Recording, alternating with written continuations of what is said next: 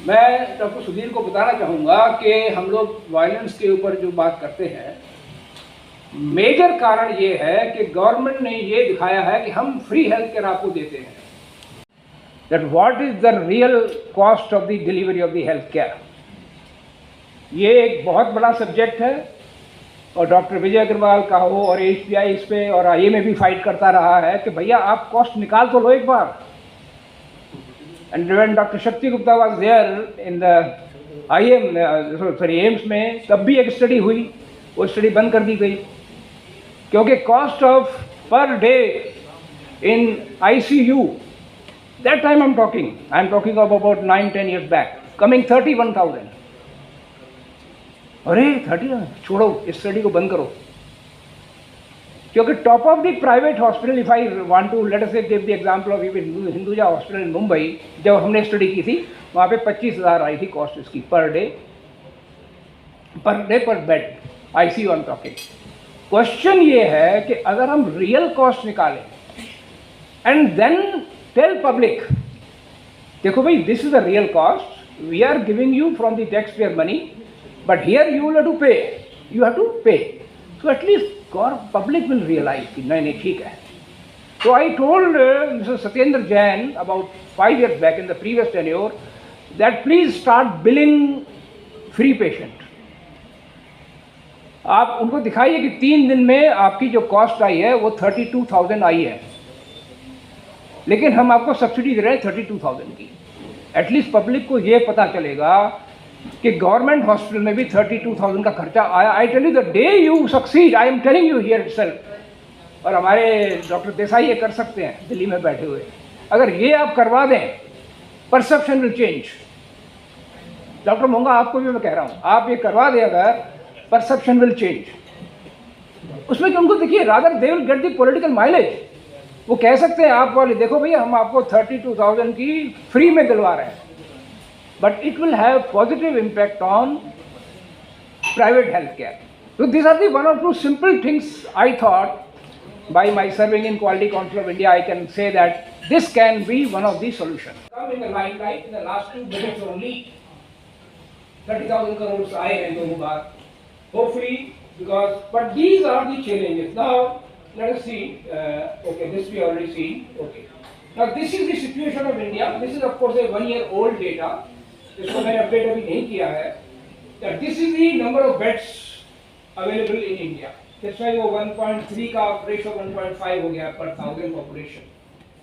Now now this more than 100 bed also now has become 3,400 हो जाएगा, sorry 4,000 हो जाएगा। But we have only that much hospitals in country with 100 bed and above.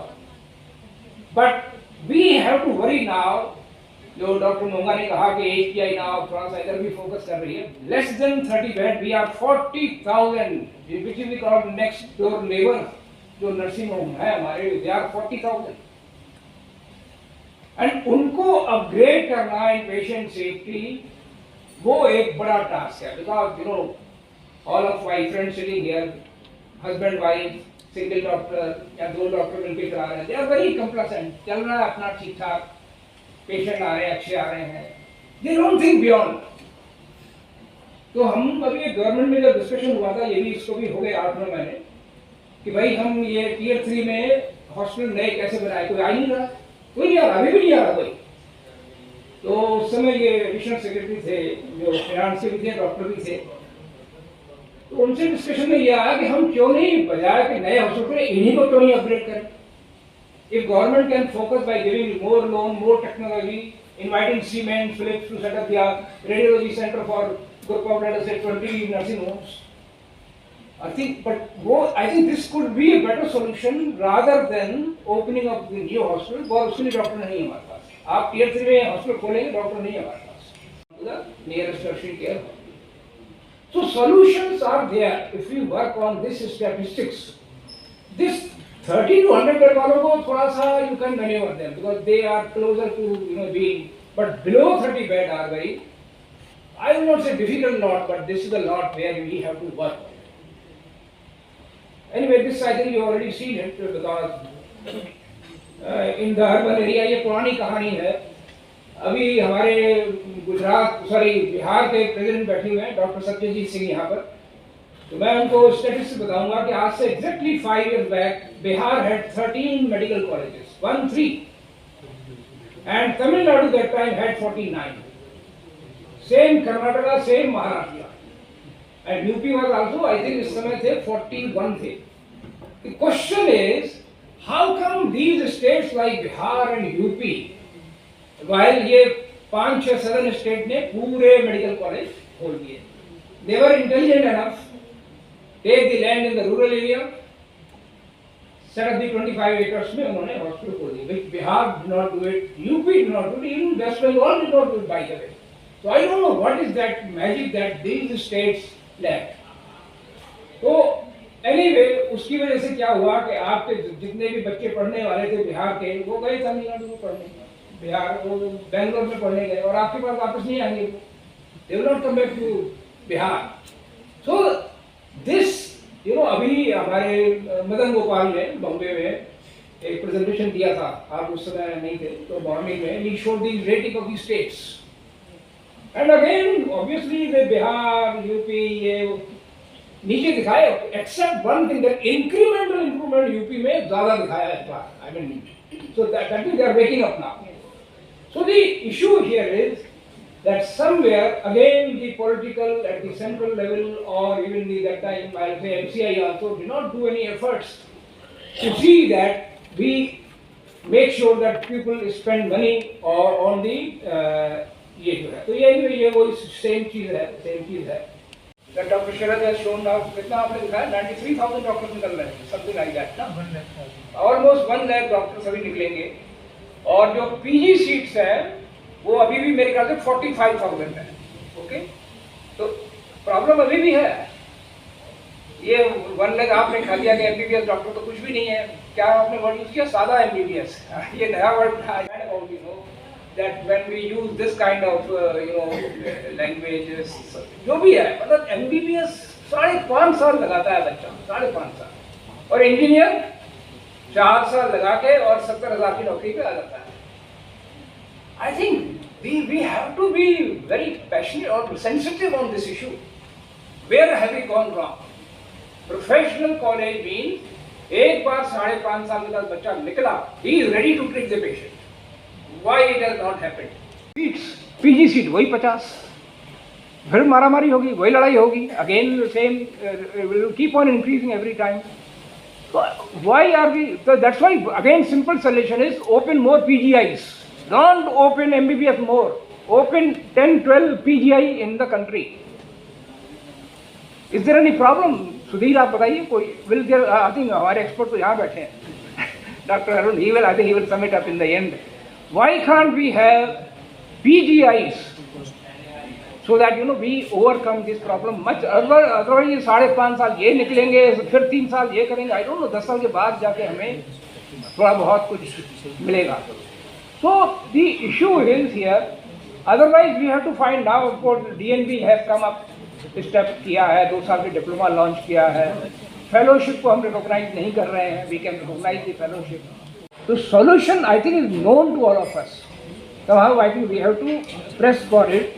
So I think now I'll spend 5 more minutes just to show you that if these are the challenges, the opportunities I think which I have discussed is 100-bed hospital. इसके ऊपर discussion I told you. First is upgrade below 30 bedded, number 1.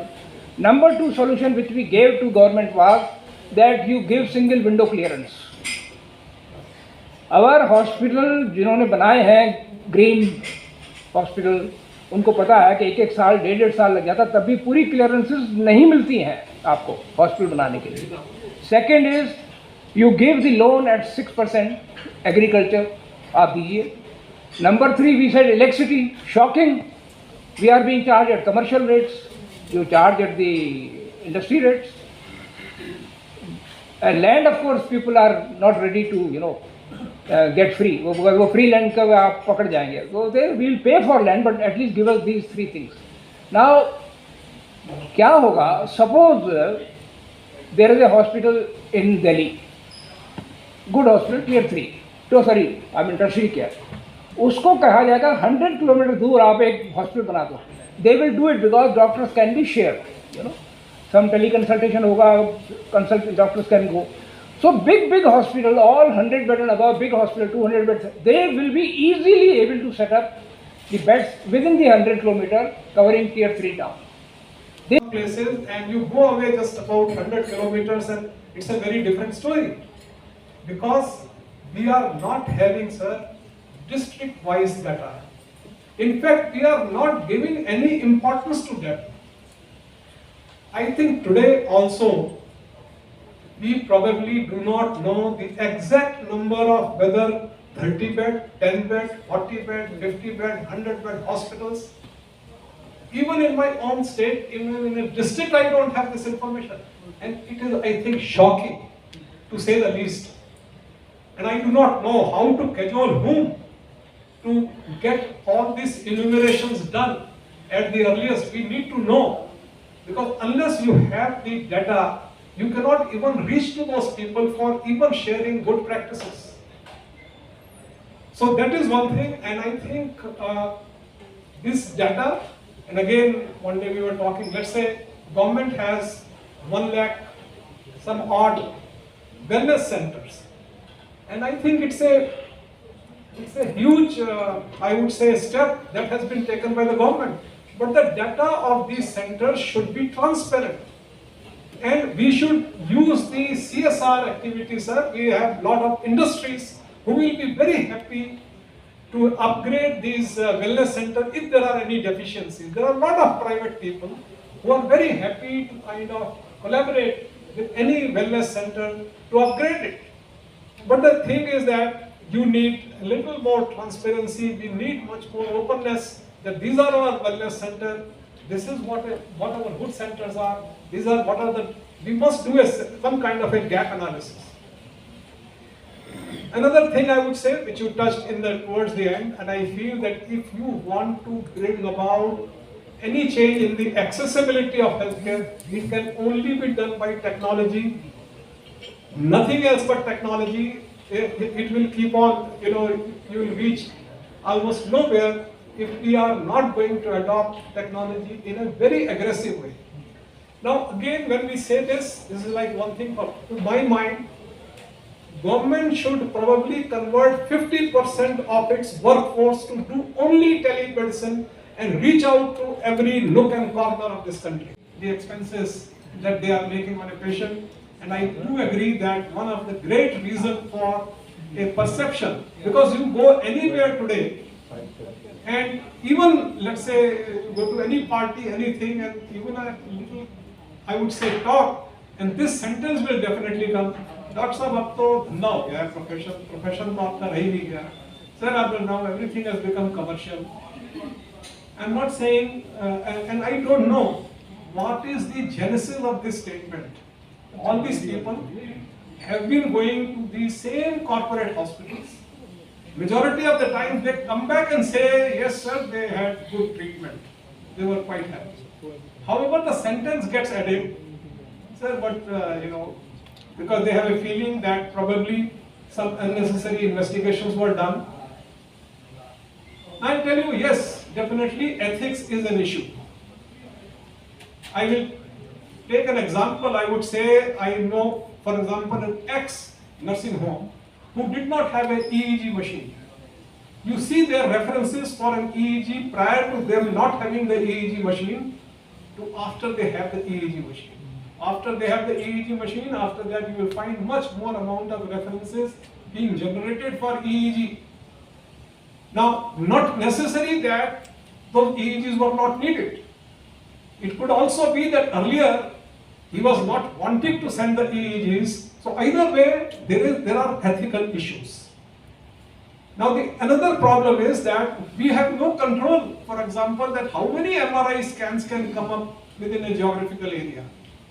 Even in a country like United States, there is a regulation that you cannot have, for example, a particular modality of investigation which can be just not any number. Because when you have that kind of number, then for them to economically survive, they are again depending upon the so-called referral practices, cut practices, and things of that kind. So somewhere along the line, I think we have to, also the government needs to look at some of these things, that how do we control a unnecessary proliferation of these things. We have talked about the costing, and you will remember those days when it was being introduced and we were fighting the Niti Aayog and Government of Health and Family Welfare. You know, all these people were there.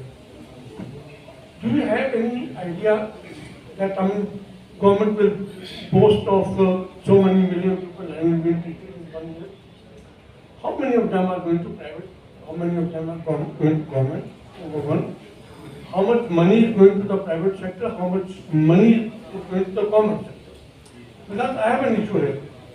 That government was already spending on the government sector.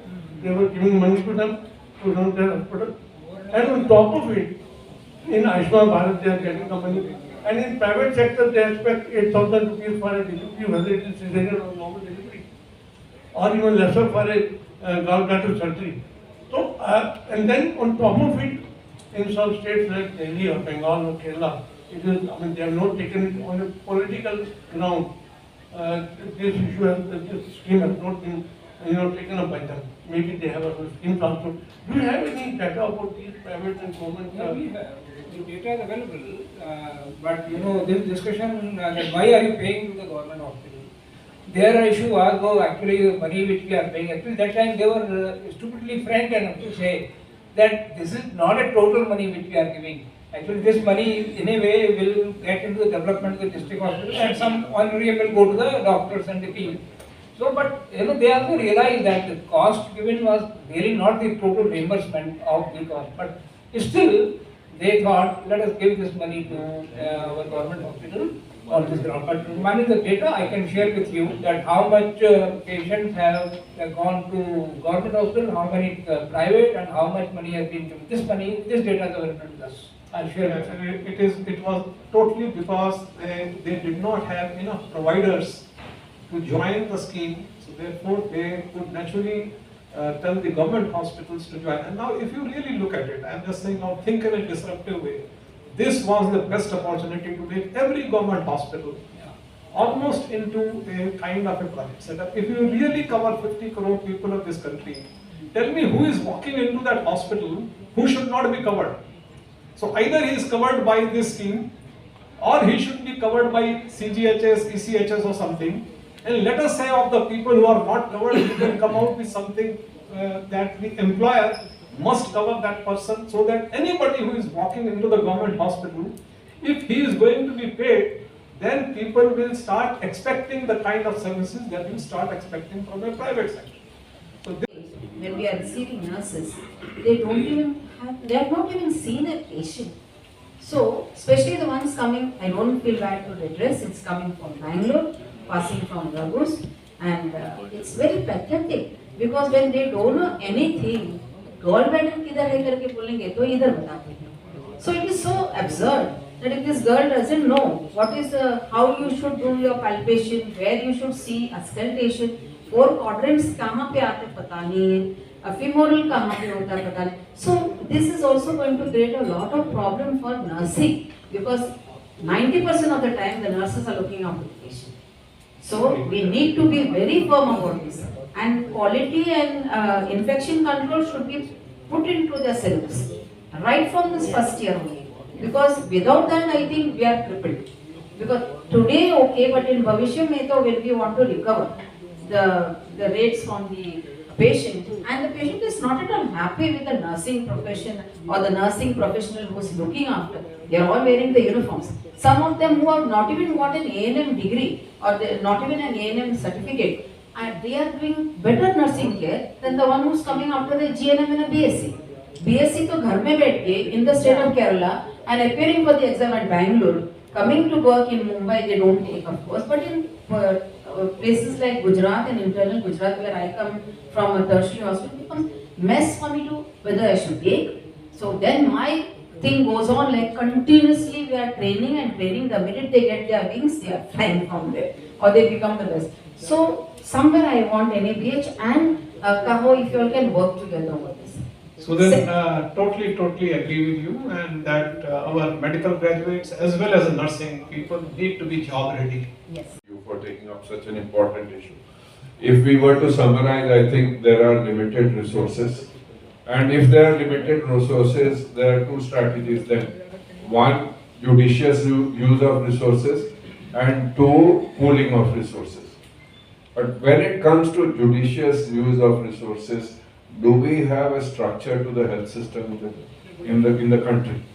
So if you look at the apex tertiary institute of the country, AIMS, if you look into the outpatient, what are the number of patients seen in the outpatients which can be managed in the periphery, right? And what are the number of patients which can be only managed there?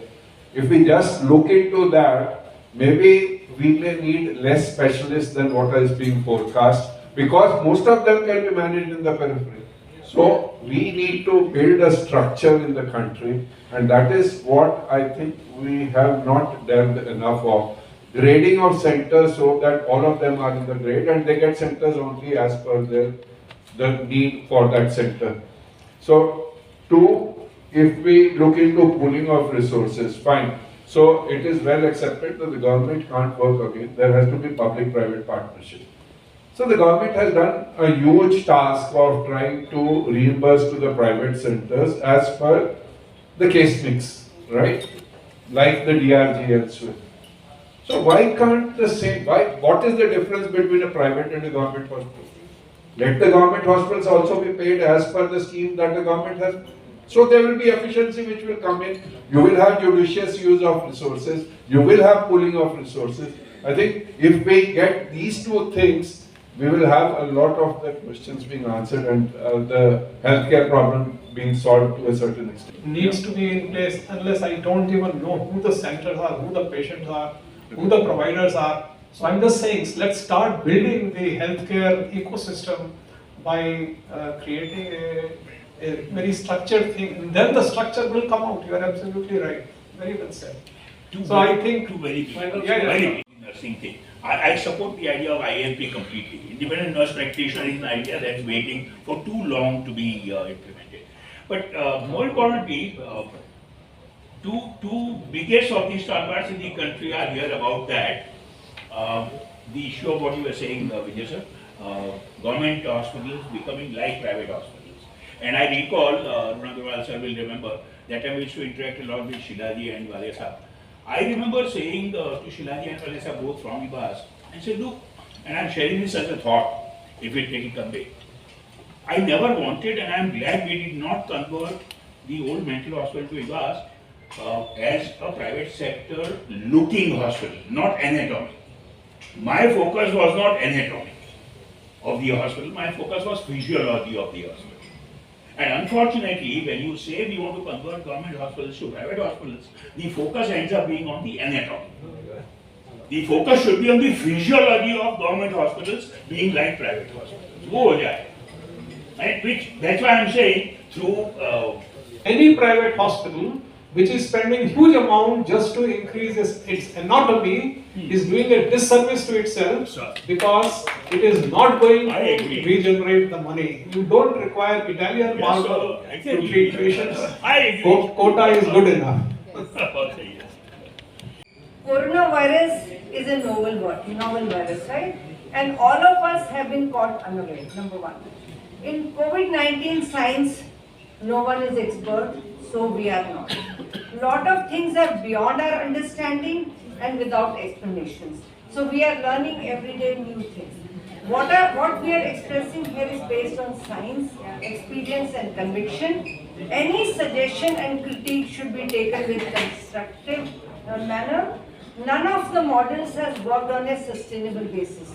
We talked that Bhilwara model worked, Dharavi model worked. They all worked in their own way. Kerala was a success story, done all along the way. Concept of herd immunity is notional. We said we will vaccinate all, but then we had the concept of natural immunity and all that. That is important to remember. India's faced third wave, three waves, second being the most severe, and the third wave was Omicron driven. No conflict of interest whatsoever, which I am going to present. We all know that now we are talking of 1.4 billion population with males to female ratio of 1000 is to 943. Rural urban divide is 65 is to 35. In the tribal population is 100 is to 8.6, and our internet connectivity is to the tune of 40%. Now you see, as Dr. Monga pointed out about the journey, we all know that first case came in on 30th of March, and quickly we started screening, for all the international flight passengers on 4th March. WHO declares pandemic on 11th March. Then social distance advisory was issued, basically on social distancing, closure, heightened travel restrictions was issued on 17th of March. And then another thing is we had countrywide lockdown. Basically we had on 25th of March, but before that we had Janta curfew on 22nd of March. So these are some of the important milestones. And this is accordingly we had increasing number of cases. By 29th of March you could see that we had 1024 cases. So, and then also side by side we had lot of kind of education material percolating around with regard to COVID appropriate behavior. So this picture is not unknown to everyone. I strip it, and these pictures are also not unknown to people. Now let me tell you, as of today, India stands second in number of cases. We have had 4.3 crore cases with total deaths 5,23,869. Total recovered are 4.25 crores. Still we have 19,657 active cases and 698 are seriously critical cases, and total 1 million population case per million population cases are 30,668, and deaths per million population are 373. That is where everybody is kind of questioning as to India ne deaths छुपाई है, India ने ये किया है. So that is where we have to kind of look at it very very critically, and we have to look at from the district wise. Showing pictures in media of Delhi or Mumbai does not reflect the actual number of deaths what have, because we know that the pandemic was confined mostly to the metro, so that is important what we have to remember. Another thing which I would like to say, I told you about 3 ways. Remember, India is 2 in total number of cases. India is number 3 in total number of deaths. India is 160th, please remember the point number 9, in weekly change of cases, and 112th in weekly change in deaths. So this is where, when we talk of in terms of, and India is basically when we talk of, look at the point number 6, it is also 118th in COVID tests per million. So that is also, we have to see that, this is where the government, tried to do that, but we could not match in terms of number of tests. So what were the principles of, our planning, health system strengthening? Developing surge capacity, some hospitals increased to the tune of 50%, some to the tune of 100%, particularly maximum during the second wave, and we had an intersectoral response plan also. And then our, that's why I always say that public health perspective is very, very important in any program, and ensuring appropriate care to all categories of COVID patients, reducing mortality to less than 1%, and we also increased our healthcare capacity so that and we could mitigate this pandemic and we could flatten the curve. So that is important. So active cases declined with the increase in our healthcare capacity increase also. So from April onwards. So the year we had the pandemic, we started working on that. Then we worked on infrastructure preparedness expansion, human resources availability and capacity building, strengthening supply and logistic chain, enhancing quality of care, addressing challenges, and research and knowledge sharing. And my dear friends, in last 2 years, the number of publications which have come, the number of press notes, the media notes and all that, they have been amazing. And those of you who have gone across the world will remember how India has progressed ahead. And then we also had for strategy for third wave was we were very scared of the villages and all that, so we had Maro Gaam, Corona Mukt Gaam. So that is where we had the word. We had command and control systems across all the districts. We had to sustain and strengthen our existing infra in terms of beds, emergency units, pediatric testing, because second wave also focused upon and pointed towards children, and standby arrangements of ready-to-go hospitals also was there. Another thing which created havoc was availability of oxygen. So augmentation of oxygen supply and ventilator support, maintaining strategic stock of essential COVID therapeutics, Augmentation of human resources. This is what was being discussed in the previous session and which I brought about the concept of guild and also skilled manpower, strengthening telemedicine. So Government of India is closely works with Ministry of Health and Family Welfare, NCDC, ICMR and National Disaster Management Authority. And those of you who are not aware of, we have also started, webinar series, and 5 webinar series have, been done by CDC India office along with National Centers for Disease Control and National Disaster Management Authority. I myself was involved in the 4th one.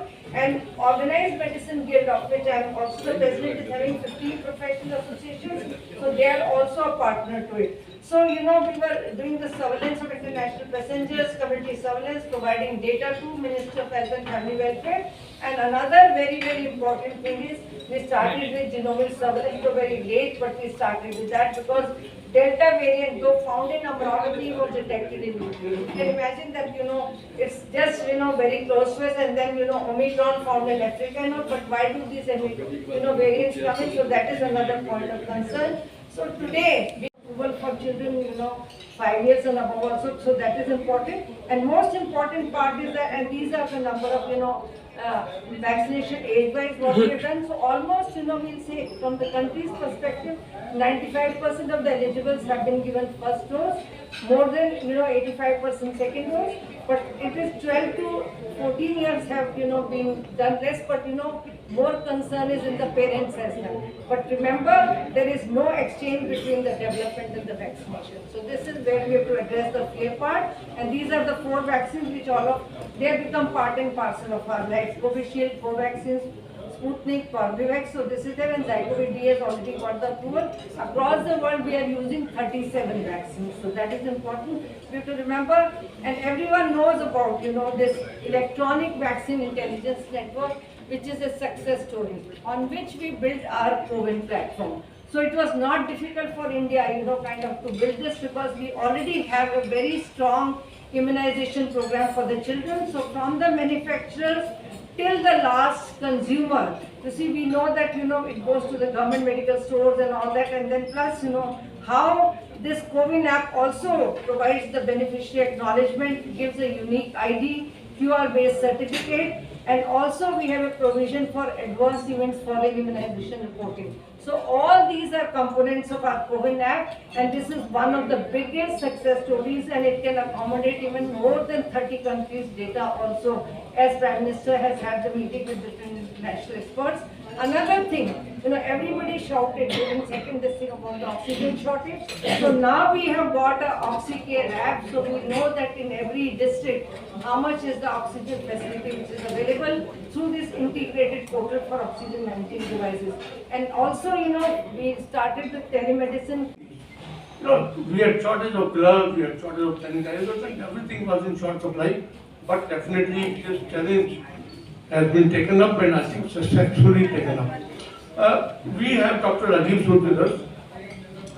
He was looking after one of the biggest COVID centers in Delhi at least, and they had a lot of issues. So I'll request Dr. Rajiv to talk about the challenges government hospitals had on those days. Dr. Rajiv Sood, is from RML Hospital in Delhi. Thank you, Dr. Monga, for this wonderful webinar and inviting me in this. It was beginning was quite informative, and we all have freshened our memories and data and what all is happening in the global scenario, at least in India, in relation to global scenario. I was in RML Hospital. You know that this was the first hospital where the first case came and also the first death happened. And immediately the ministry was so shaken after that death that it was immediately flashed and an order was passed that they immediately fixed the responsibility. How in viral infection a death can happen. So you can imagine after that there was agitation, and also doctors represented that how we are going to treat the patient, and after that this all happened. The rest is the story. That order was of course withdrawn within 24 hours, and doctors were given then there was a meeting and after that COVID guidelines. Now coming to COVID guidelines, which we are following now, I think every day or every alternate day COVID guidelines were changed. So we were not knowing what we are doing. We were reading we were going for Google. We were going for the guidelines that what is to be done. Treatment, as has been mentioned, nobody knew that what is the treatment. Somebody is saying chloroquine, somebody is saying ivermectin, somebody is saying that put everybody on a ventilator. These doctors, the N95 masks were not available. So as Dr. Bonga has mentioned, that how we started and where we reached, as from beggars we have become the donors. So that situation is really commendable. As we say, we are number 2 in the world in as far as COVID cases are there. But I will tell that we are not even number 2. We are quite low. Why? Because in US, what is the population? We are 6 times more than them. And their area where they are spread, we are crowded. It is very difficult for our social distancing. How you will do the social distancing in Indian conditions? So we are 6 times smaller in size as far as the area is concerned, and 6 times more in the population. So the factor is of 36, and if we, in spite of so much adversity in our population, distribution and all, we have done wonderfully well, and all the doctors were so they were alerted, and everything was wonderfully managed. And COVID has taught us not to underestimate is long-term issues which come with COVID. And we see all kinds of patients, including a huge aortic aneurysm who came post-COVID vaccination because they said there was a rekindling of infection. So with abdominal pain presenting to us, to patients with encephalitis who have come to us post-COVID, to myocarditis and all kinds of patients which come very long term. We are all aware of people who have been very fit and who after COVID wanted to test their fitness and then had various myocardial issues also because they tried to test if they were fit enough again. So I think one thing which COVID has taught us is we need to not be complacent. We are, I don't know if we can say we are post-COVID, right? The Omicron was a mild variant, but we don't know what the next variant will be like. So the initial projections, if we think about when COVID first struck, right? So the estimates that we were given, if that were to come out true, we would have seen huge devastation in India. So why we didn't get it? Maybe the strains, we were lucky that the strains we got were not the most virulent ones, or as I say, India ka Bhagwan, sare Bhagwanon se bahut tagda hai. So maybe that was the reason, but we don't know what would be in store for us next. So I think I'll just briefly touch upon one other issue, the challenges that we were talking. Again repeating, if we have limited resources, we need to make judicious use of resources and we need to pool resources. And the resources which were especially limited or continue to be limited during COVID was human resource. And that's going to be limited now for a long time to come, nursing, technicians, etc. So I think one of the best ways to make judicious use of resources that we learned was have protocols. If we can have protocols for treatment, we had, though the mandate was to have a maximum of 160 COVID beds in our hospital, we went far beyond, 195 and beyond COVID patients. So and being a spinal injury center with only 2 medicine consultants in the whole hospital, right? We pooled all the human resource and everybody was looking after COVID patients just because we had protocols. A COVID patient comes, these signs and symptoms, do this. These signs and symptoms, do this. You do a risk stratification, right? And then you put your patients as per the risks so that the most at risk get the most specialist attention, right? And then, as was said before also, remove that fear of COVID from the human resource, right?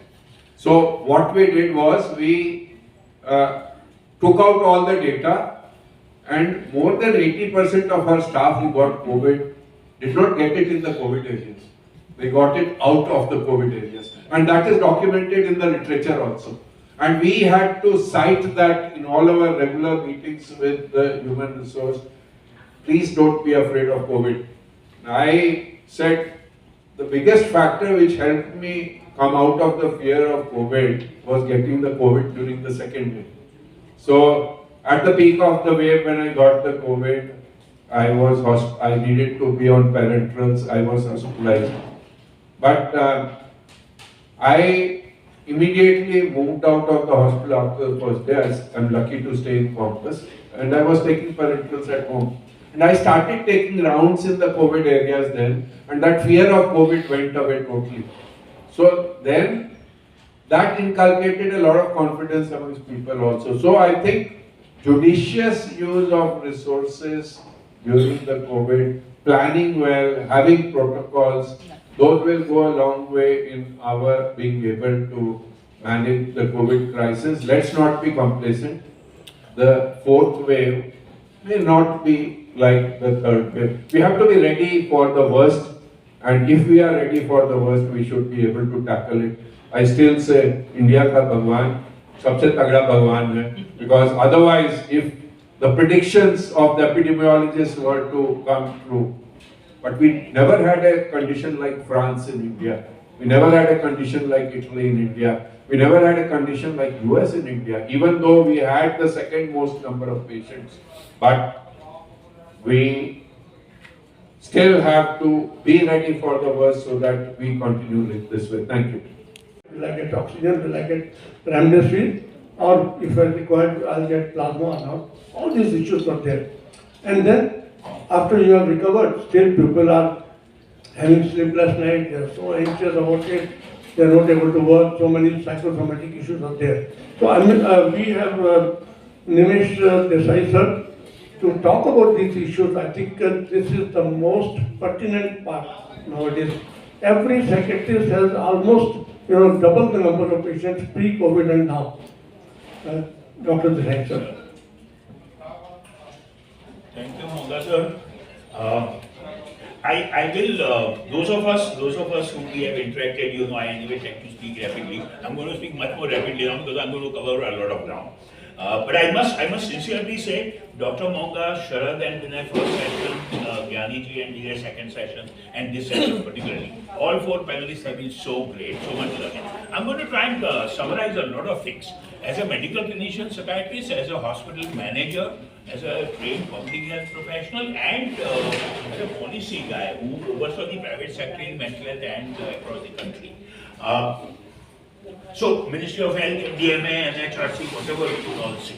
But let me first recall, if I may, and I am almost certain you will all agree, and at the end of this session, not because I am saying this, but if you all feel, we must applaud what I am going to share as a phenomenon. A little over 20 years ago, when I spent a year at Johns Hopkins School of Public Health as part of the Fulbright Fellowship Program, where not only the fellowship program had a lot of international participation, but the entire Hopkins community, as some of us will know, so international. And one of the Humphrey seminars, I remember distinctly ending the seminar talking about India and healthcare in India and the world, and say we in India would like to be world leaders for sure in the 21st century, but not the power-broking world leaders, but the spiritual, substantive world leaders. And I have often in the last 2 years thought, and I am now convinced delusionally, I am delusionally convinced that what many of us have planned for 40 or 50 or 60 years has actually happened. It's not only going to happen, it's already happened. We are world leaders in terms of a whole lot of issues. And I think that's what I mean when I say that we really must applaud what we have achieved as a nation. I think there's a great deal to be proud of. If I might continue from there, why? The concept of resilience. And I just sharing this with you also last 2 years, we haven't really had much time to interact, but I've been saying this for last 2 years again in webinars. Besides the psychological resilience and the socio-cultural, spiritual strength that we carry as Indians and South Asians, I think the physical immunity also helped quite a bit. Like I keep saying, वो जो गली कूचे पे गोलगप्पे खाने की आदत है ना 40, 50, 60 साल से, वो बड़ी काम आई है. I really do sincerely believe that physical immunity and psychological resilience, besides the management by the society and the government, was hugely helpful. But let me also say, and line with what Dr. Monga was asking, there is enough research in the last 25 years that we have ourselves been involved in all disaster and conflict situations. India and South Asia fare much better in terms of psychology and psychiatric disorders as compared to rest of the world. And it stood one more time. Having said that, what Dr. Monga is saying is correct. Most psychiatrists, psychologists and counselors have their hands full. Please let me clarify briefly. Mostly these are not new psychiatric cases. So there is no fear of new psychiatric cases except for acute stress disorder, very rare PTSD. What is happening is that most of you will remember mental health has had 80% service gap in this country and South Asia. So out of 100 individuals, if 10 are psychiatrically disordered, only 2 people reach any service. 8 people were not reaching anywhere. Now in these 2 years, most of those 8 people are coming out. So the hidden cases of the treatment gap are coming out, or the short-term acute stress disorder. And people with psychological distress. This brings me to my next point that I was talking with Dr. Vijay Agrawal just before this session. And this is one opportunity that we all have. The overlap between physical and mental health. You see, almost all medical and surgical conditions have a huge psychological and psychosocial overlap. We have failed, I admit we in psychiatry have also failed in this country somehow to get it across to our medical colleagues and say, please, forget schizophrenia. I'm not going to try and talk to you about schizophrenia. Clinical depression, perhaps, Dr. Munga or Dr. Sharad will see a few cases. But every case that they treat in their nursing home has psychological, psychosocial issues to be dealt with. And in this epidemic, like the HIV epidemic, you will agree, teaches us social, behavioral sciences and psychological issues to be important. Can we capitalize on that somehow? I take that a step further, my next point. World Bank and World Health report on DALIs and global burden of disease in the 90s began to prove that behavior is an important issue beyond psychiatry and clinical mental health. Accidents, self-injuries, but it stopped at importance and relevance of behavior map in NCDs. You see? So people like said, okay, not only clinical psychiatry, but NCDs, behavior is important. Now I dare say, go out of the lip and say, this epidemic has proven to us all health status is related to behavior. There is no part of health status of individuals or groups or societies that can be independent of behavior. And so we better start focusing on, is that my friend from Ahmedabad? Hi, okay. Psychiatry, psychology, behavior, in fact, if I might say, I want to say this as a political profession, so they might critically appraise. In the last 20-30 years, we had begun to know, although we didn't get it across to the society, that how my health status remains by at least I'm 35, 40 or 50 or 60 depends on how I behave and what my lifestyle is. Right? Importance of behavior in determining my health status. It was about individual. Your health will be like how you behave, my health will be how I behave, Mongaji's health will be how he behaves. Now, collective behavior is responsible for collective public health status. So, the paradigm has gone 5 notches higher. So, the responsibility of the society and communities to see that all of us behave well is, I think, one of the biggest lessons in this period. I will go back to what Dr. Sood and Dr. Chhabra Sahab said. I am thrilled about what our friend said. Sir, Dr. Dr. Sahgal. This is one in a, and like I said, I worked in hospital, government system, I know how it works. This was 1 in 100 years. Please, let's not plan our health infrastructure for next 50 years according to this experience. It will be the most stupid thing to do. Like Dr. Sahgal said so well, allow me to say also there that I have learned again from HIV field, Sunil will confirm, and from disability sector. Nothing about us without us. That policy, if the nation can follow, if you want to decide something about private hospitals, ask them. Don't sit in Nirman Bhavan and kind of, with all respect, issue diktats. Diktats happening, like Dr. Sood said, in the critical period was okay. The nation, the government, everybody was grappling. We didn't know what we were doing whatever we thought best. Now is the time where we need to really become a little more participatory. Last point, sir. Post-COVID. One of my colleagues said, yeah, Dr. Chhabra said we can't say post-COVID. I agree. As a society, we are not post-COVID. But as individuals, many of us have been through the post-COVID era. And I really cut that part of the experience short. Like I think Dr. Chhabra said, I happen to have been positive in the 2 weeks of the peak of the second wave. Fortunately, nothing at home. I had fun at home for 2 weeks by myself. So I've been through that experience. But clinically, now what I'm saying is, first year I was based on our earlier experience and research, I wasn't very sure about psychological effects being very hard. I was convinced that resilience will take care of our Indian community. But I was wrong. I was willing to correct myself after the second wave and said there's a lot of trauma that people have gone through. There are psychological and psychiatric sequelae, maybe hidden, but they are there. Now I am really beginning to also realize that socio-economic factors and special economic program is affecting across classes. Forget again the labor class only, sir. In the upper strata or upper middle class, some sectors which have really suffered, there are cases of depression and suicide risk that all sectors of psychiatry now are seeing.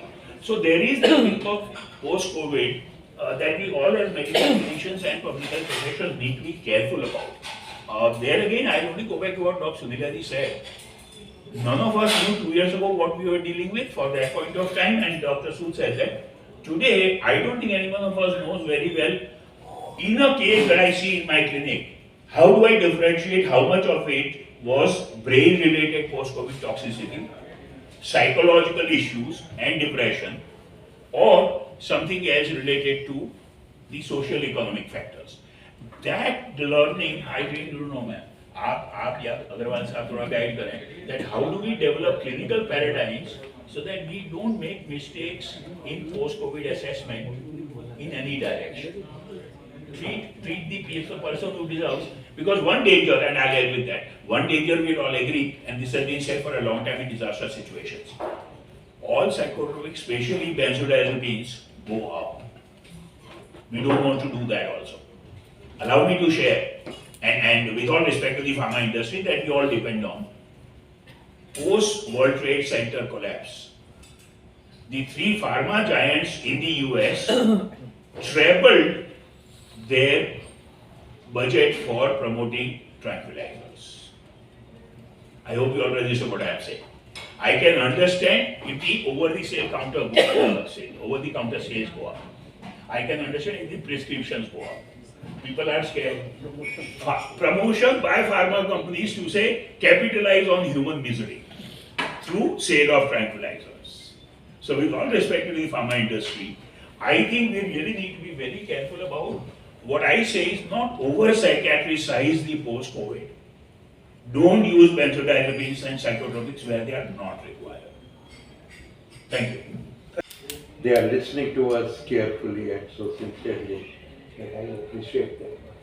I agree that Sunila last 26 months. For 3 April, May, June 2020. ये मैं mention इसलिए कर रहा हूँ जो आपने mention किया उसके लास्ट 26 महीने और बीच के 3 महीने इस पीरियड ने हमको बहुत कुछ सिखाया। एज ए मेडिकल डॉक्टर हमको ये भी बता दिया कि तुम कुछ नहीं जानते। हमने सबने किताब पढ़ी थी हेरिकल इंटरनल मेडिसिन, या तो वो फेल हो गई, हम फेल हो गए। ये देंगे सब कुछ फेल हो गया, वापस कुछ समझ में नहीं आया। लेकिन क्या समझ में आया? That is what doctor Nimesh Desai wanted. Sunila ji, you are the perfect person. 1918 में स्पेनिश फ्लू हुआ था, 2-3 साल पहले। इसका मतलब उस 1918 में जो इससे पहले इस टाइप का फ्लू, इस टाइप की प्रॉब्लम सोसाइटी के सामने आई थी, हमने उससे कुछ सीखा। लेकिन वो 1918 में हमारे पास रिसोर्सेज क्या थे, उस समय वहाँ पर कितनी मैन पावर थी, क्या टेक्नोलॉजी थी, हमको नहीं मालूम। जरूर थी, लेकिन उसके अकॉर्डिंगली उन्होंने हमको कुछ इंफॉर्मेशन दी। वो information through different department, mainly department of community medicine हमारे सामने थी। हमने उसको थोड़ा समझा, थोड़ा नहीं समझा। लेकिन आज जब हम बात कर रहे हैं 2022, और हमने उतनी ही सफरिंग सही, उससे ज़्यादा सही, इंडिया बिकेम सक्सेस स्टोरी। यहाँ पर डेथ कम हुई, हमारे चाहे गोलगप्पे खाने से हमारी इम्यूनिटी बढ़ी या कैसे बढ़ी मुझे नहीं मालूम, लेकिन कुछ हुआ जरूर बन गया, कुछ वंडर हुआ। तो 3 मंथ्स में निवेश क्या हुआ इसका? तो मैं ये कहना चाहता हूँ, ये चैलेंज आप सबके लिए, it is not only the panelist, for each one of you in front of me. Let us put our thoughts together and make a document for future to learn. ये हमारे, अब पता नहीं इस समय 4th वेव आएगी नहीं आएगी, हमें नहीं मालूम। डॉक्टर राजेश सूद ने कहा आएगी तो हम तैयार हैं, हम बिल्कुल तैयार हैं। हम सब दिल में जानते हैं कि आएगी तो मार जाएगी, लेकिन ऊपर वाले ने तो हमको फेल कर दिया कहीं ना कहीं, किया है ना। तो इसका मतलब ये कि हमको अपने एक्सपीरियंसेस इसके बेसिस पे ऐसे बनाने हैं, उसको इम्प्लीमेंट करना है फ्यूचर के लिए। इन सब एक्सपीरियंस को एक, हम अपनी ईगो को तो एकदम रखते हैं, ईगो को एकदम रखते हैं, एक कॉमन प्लेटफॉर्म पे हमको एक एक्सपीरियंस करके आगे का पाथवे बनाना है। That is what you said. Whether it is a pathway for public health, it is a pathway for treatment, investigations, over medications, no medications. ये जो मैं 90 डेज की बात कर रहा हूँ, इस पर मैं बहुत क्रिटिकली अपने आप भी एनालाइज करता हूँ, अपने फ्रेंड्स के साथ भी करता हूँ। 1 अप्रैल 2021 to 30 जून अप्रोक्सीमेट डेट है मैं, बट ये डार्क 3 मंथ्स में इसको कहता हूँ, dark 3 months.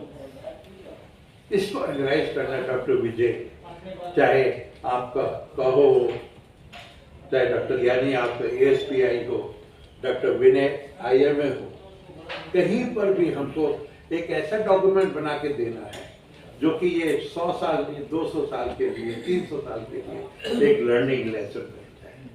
We have learned a lot. इसमें कई सारी हेरिसन बन गई हैं इस 2 साल में। तो इस चीज को हमको ध्यान देना है ताकि हमारे futuristic generation they do not suffer और they take enough precautions, because this is a learning resource for us. Mucormycosis, Vinay, क्या हम सोच सकते थे म्यूकोरमाइकोसिस का एपिडेमिक आएगा? अरे जब हम लोग स्टूडेंट थे, एक तो म्यूकोरमाइकोसिस ENT वाले ऑपरेट करते, कुछ और बढ़ गया तो आई वालों के पास चले गए। ये सब लर्निंग एक्सपीरियंस है। आप सबसे रिक्वेस्ट है कि कोई प्लेटफॉर्म बना के, IMA is the best platform, ASPI इसको एक लर्निंग एक्सपीरियंस में हम लोग लेके आए. Wonderful experience doctor Monga for your moderatorship and all my experts and all of you. Thank you.